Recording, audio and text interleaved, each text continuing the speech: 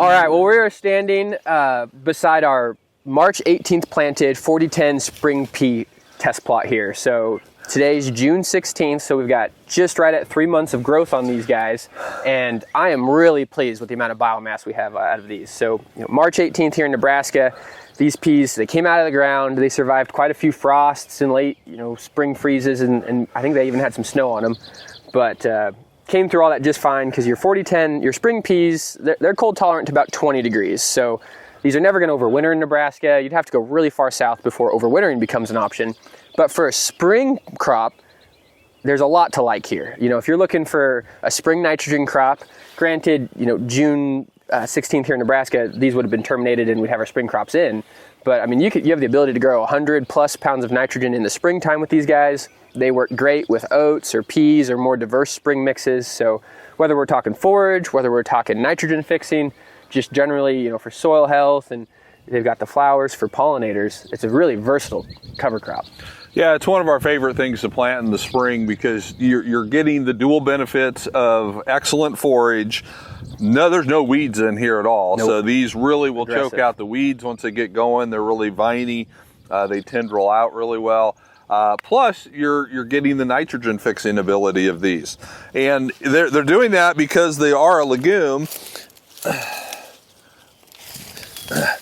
And so I just want to pull this out. This is, these are kind of falling in on each other, but look at the biomass and the growth on this thing. Now, if we had this mixed with some oats or some spring triticale or something like that, they would climb even better and stand up even better. Big hollow stems, so these are going to be easy to crimp. Mm-hmm. They're going to just snap right off. You run a roller crimper through here, these things are done. But the nitrogen fixing is coming from the roots and the nodules. And we've got some good nodules forming here on this guy. So it's very important when you plant these legumes that you get the right legume inoculants on here to maximize that nodulation. And again, we would want to see this with something else. Peas by themselves can be pretty good, but with oats or triticale or barley, they're excellent.